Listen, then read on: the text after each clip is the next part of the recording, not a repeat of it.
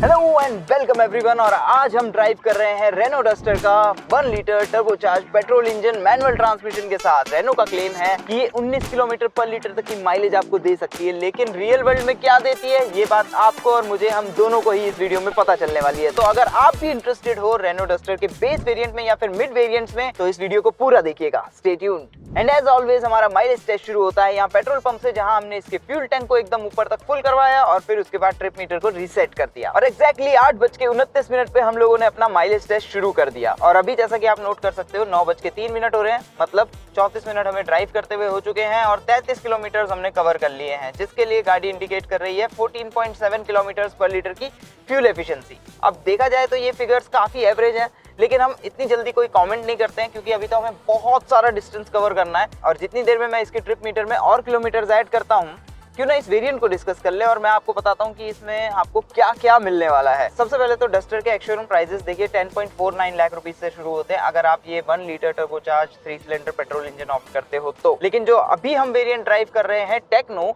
इसके ex-showroom prices हैं 13,49,000 rupees. लेकिन अब सवाल उठेगा कि क्या 13.5 लाख रुपए एक्स-शोरूम में ये एक अच्छी डील है या नहीं। ये पता करने के लिए हमें सबसे पहले ये जानना पड़ेगा कि रेनो आपको इस वेरिएंट में क्या क्या ऑफर कर रहे हैं। फीचर्स की आपको कोई एज सच कमी नहीं लगेगी।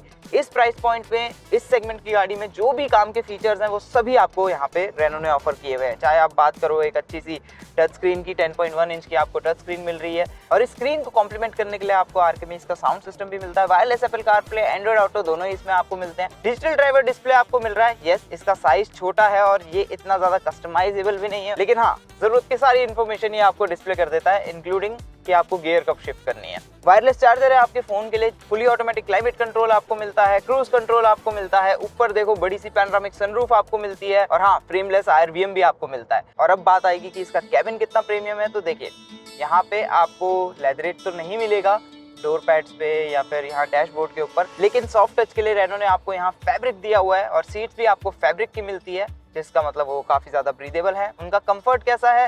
वेल ऑनेस्टली मेरे टेस्ट के हिसाब से मुझे ये थोड़ी सी ज्यादा स्टिफ लगी, लेकिन काफी सपोर्टिव है। कुशन बेटर हो सकता था। हाँ, नोट करने वाली बात यह है कि स्टीयरिंग आपको लेदर रैप्ड नहीं मिलेगा, विच इज फाइन, लेकिन अगर ये लेदर रैप्ड होता तो एक्सपीरियंस और भी ज्यादा बेटर हो जाता। स्टीयरिंग व्हील में आपको टिल्ट एंड टेलीस्कोपिक एडजस्टमेंट मिलती है। फर्दरमोर ड्राइवर सीट पे आपको हाइट एडजस्टमेंट भी मिलती है और बाकी आप रिक्लाइन एंड स्लाइड वगैरह तो उसका एडजस्ट कर ही सकते हो, जिसका मतलब अपनी परफेक्ट ड्राइविंग पोजीशन यहाँ पे ढूंढना इज प्रीटी इजी। हाँ, पॉइंट टू नोट कि आपको यहाँ पे पावर्ड सीट्स नहीं मिलेंगी, मैनुअल सीट्स मिलेंगी, but it's not a deal breaker, come on. Moving on, आपको पावर्ड टेलगेट भी मिलता है और साथ में काफी डिसेंट क्वालिटी का रियर व्यू कैमरा भी मिलता है और बाकी अन्य फीचर्स आप इस लिस्ट में नोट कर सकते हैं। क्विकली बात करते हैं इसकी सेफ्टी की, तो 6 एयरबैग्स इसमें आपको स्टैंडर्ड मिलते हैं, ABS, EBD और अन्य फीचर्स आप इस लिस्ट में नोट कर सकते हैं, जो कि आप पॉज करके देख लीजिए। Now coming to the second row, तो यहाँ पे आप हल्का सा डिसअपॉइंट होगे कंपेयर टू द सेगमेंट की अदर गाड़ियाँ। फॉर एग्जांपल क्रेटा को ही ले लीजिए आप। ये क्रेटा जितनी स्पेशियस नहीं है सेकंड रो में, और अगर मैं इसको कंपेयर करूँ सेल्टॉस से, जो कि अब साइज में और ज्यादा बड़ी हो चुकी है, या फिर टाटा की सियरा से, तो या उनसे तो ये काफी पीछे रह जाती है। But don't get me wrong, मेरा कहने का मतलब ये नहीं है कि आप वहाँ पे क्रैम्ड फील करने वाले हो या फिर वहाँ पे आपको नी रूम, लेग रूम और हेड रूम के लिए स्पेस ही नहीं मिलेगा। सब कुछ अच्छा है, हेडरूम तो खास करके काफी ज्यादा अच्छा है, अंडर थाई सपोर्ट भी आपको अच्छा मिलता है। But yes, the fact is कि इसकी सेकंड रो उन गाड़ियों जितनी स्पेशियस नहीं है। हाउएवर, सेकंड रो स्पेस में जो आप थोड़ा सा ट्रेड ऑफ कर रहे हो, उसको कहीं ना कहीं ये गाड़ी कॉम्पनसेट करती है अपनी बूट स्पेस से, जो कि आपको काफी मैसिव मिलता है। अगर आप रूफ तक काउंट करो तो 700 लीटर्स का, और अगर आप कवर तक काउंट करो तो 518 लीटर्स का। Now that's a big, very big boot. और ओपनिंग भी नाइस एंड वाइड है, ऐसा ज्यादा बड़ा लोड लिप भी नहीं है, तो सामान को लोड अनलोड करना भी कोई हैजल नहीं है। हालांकि एक बात जो बहुत ज्यादा नोट करने वाली है कि इसकी बूट में आपको स्पेयर व्हील नहीं मिलेगा। और अब क्विक डिस्कशन डिजाइन के ऊपर कि इस वेरिएंट में डिजाइन वाइज आपको क्या क्या डिफरेंट मिलने वाला है, तो ऑनेस्टली उसका आंसर है ज्यादा कुछ नहीं, क्योंकि सेम ही टॉप वेरिएंट वाले हेडलैम्प्स आपको मिलते हैं, ऑटोमेटिक LEDs, इंटीग्रेटेड DRLs के साथ। रियर में भी आपको कनेक्टेड टेल लैम्प सेटअप मिलता है, वही प्रॉपर मस्कुलर डिजाइन मिलता है। हाँ, ये बात है कि यहाँ पे आपको 17 इंच के रिम्स मिलेंगे व्हील्स के लिए, और जो प्रोफाइल है वो भी थोड़ी सी डिफरेंट है। लेकिन एक काफी अच्छी चीज जो आपको यहाँ पे जरूर नोट करनी चाहिए, फंक्शनल रूफ रेल्स, जो कि 50 किलो तक का वजन कैरी कर सकते हैं। एंड स्टेटस अपडेट, तो अभी तक हम 87.6 किलोमीटर कवर कर चुके हैं। एवरेज स्पीड हमारी कैलकुलेशन के अकॉर्डिंग चल रही है 52.5 kph की। और जैसे कि आप नोट कर सकते हो, फ्यूल एफिशिएंसी अभी इंडिकेट हो रही है हमें 14.8 किलोमीटर पर लीटर की, तो 0.1 kPl बढ़ चुका है। और अब इतने किलोमीटर इस सीट पे बिताने के बाद I think this is the right time कि हमें क्विकली इसके ड्राइविंग इंप्रेशंस के ऊपर भी बात कर लेनी चाहिए। 1 litre 3 cylinder turbocharge petrol engine इसको पावर करता है, जो 100 हॉर्स पावर डेवलप करता है। आई नो, अब आप लोग बोलोगे कि ये तो वही सेम इंजन है जो कि रेनो काइगर और निसान मैग्नाइट को भी पावर करता है, और आप लोग काफी हद तक सही भी हो अगर हम बात करें सिलेंडर ब्लॉक की या फिर अन्य मैकेनिकल पार्ट। लेकिन यहाँ पे डिफरेंस पता है क्या है? स्टेट ऑफ ट्यून का।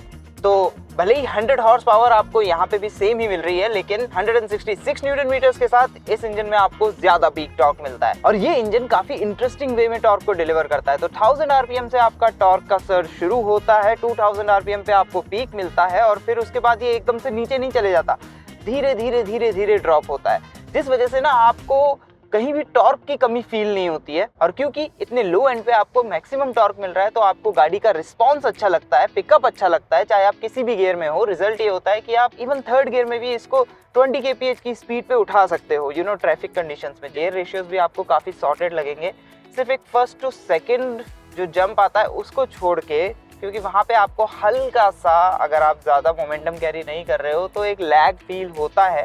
Other than that second, third, fourth, fifth, sixth सारे के सारे काफी अच्छे से जज किए हुए हैं। और हाई स्पीड्स पे एक बात काफी ज्यादा नोट करने वाली है कि 100 kph के आसपास जो इंजन की स्पीड है वो समवेयर अराउंड 25-2600 के आसपास रहती है, जिसका इफेक्ट डेफिनेटली हमें इसकी फ्यूल एफिशिएंसी पे जरूर दिखेगा। एंड प्लस सबसे इंपॉर्टेंट चीज जो कि किसी भी मैनुअल कार में आपके ड्राइव एक्सपीरियंस को मेक और ब्रेक कर सकती है, आपके डेली कम्यूट को स्ट्रेस फ्री या फिर हैजल बना सकती है, क्लच एंड गियर बॉक्स का कॉम्बिनेशन, जो यहाँ पे मुझे बताते हुए काफी खुशी हो रही है कि क्लच तो आपको काफी अच्छा लगेगा। नाइस एंड लाइट, स्प्रिंगी नहीं है, नेचुरल फील है इसका काफी हद तक, और इसके बाइटिंग पॉइंट को ढूंढना भी काफी ज्यादा इजी है। इन शॉर्ट, ये क्लच इसके इंजन को डेफिनेटली कॉम्प्लीमेंट करता है। लेकिन जो गियर शिफ्टर है उसके थ्रोज आपको थोड़े से नॉची लगेंगे। 100 बात की एक बात, अगर आप डस्टर मैनुअल ट्रांसमिशन में लेना चाहते हो तो definitely go for this power train 1 litre petrol plus manual transmission, तो आप ज्यादा खुश रहोगे।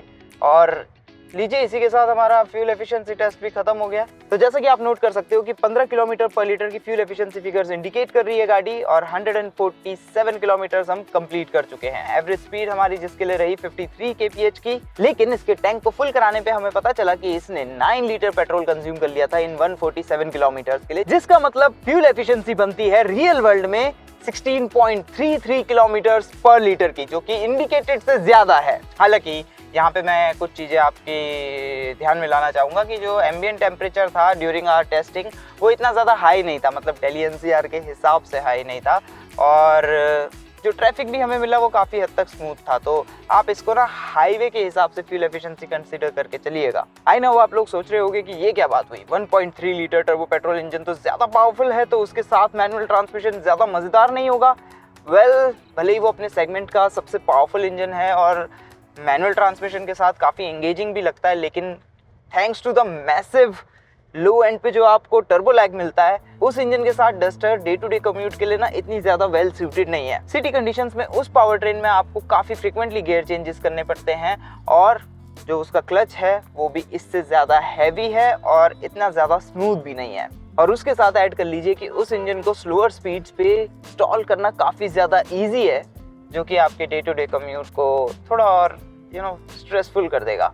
मूविंग ऑन, पावर ट्रेन में इन डिफरेंसेस के अलावा चाहे आप बात करो राइड क्वालिटी की, वो आपको बिल्कुल सेम लगेगी, नाइसली कुशन, जिस वजह से इसका सस्पेंशन सिटी के गड्ढे, रफ पैचेस और स्पीड ब्रेकर्स को काफी अच्छे से एब्जॉर्ब कर लेता है। लेकिन हाँ, शार्प बम्प्स का जोल्ट कैबिन के अंदर आता है, फील होता है properly. On the flip side, क्योंकि इसके सस्पेंशन में थोड़ी सी हिंट ऑफ फर्मनेस भी है, तो ये आपको हाईवे पे काफी सेटल्ड लगती है, किसी तरह के बाउंसेस इसमें आपको फील नहीं होते। एंड बिलीव मी, हाईवे पे इसकी राइड क्वालिटी आपको काफी ज्यादा पसंद आएगी। सेम ही स्टोरी इसके स्टीयरिंग के साथ भी है, तो सिटी में ये नाइस नाइस एंड लाइट रहता है, इजी टू मैन्यूवर लगेगी गाड़ी आपको।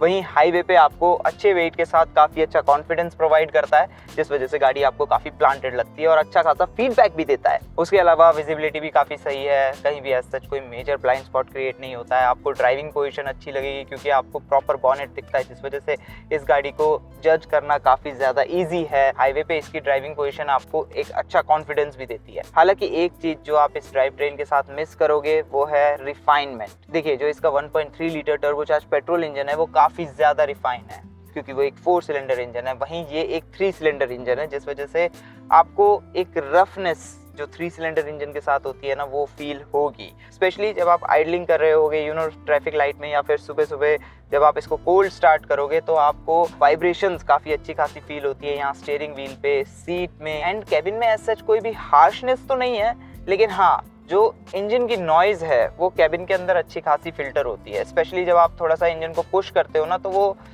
आपको याद दिलाता है अच्छे तरीके से कि आप एक 3 सिलेंडर इंजन चला रहे हो। तो ये छोटी मोटी चीज़ें हैं। और उसके अलावा एक काफ़ी बड़ा पॉइंट था कि रेनो ने डस्टर में 1 लीटर इंजन के साथ CVT गियरबॉक्स क्यों नहीं ऑफर किया।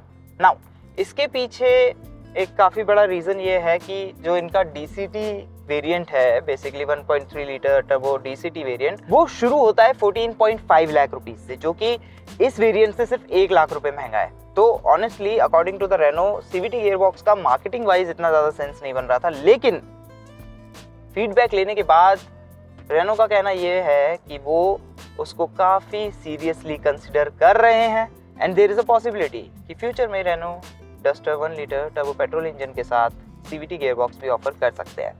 खैर, वो कब होगा उसके बारे में अभी मैं कोई हार्ड कमेंट नहीं कर सकता क्योंकि कोई डिटेल नहीं है। और अब बारी है आप लोगों की। कमेंट सेक्शन में जाके बताइए कि रेनो डस्टर की माइलेज आप लोगों को कैसी लगी, आपके क्या थॉट्स है इसकी माइलेज के ऊपर।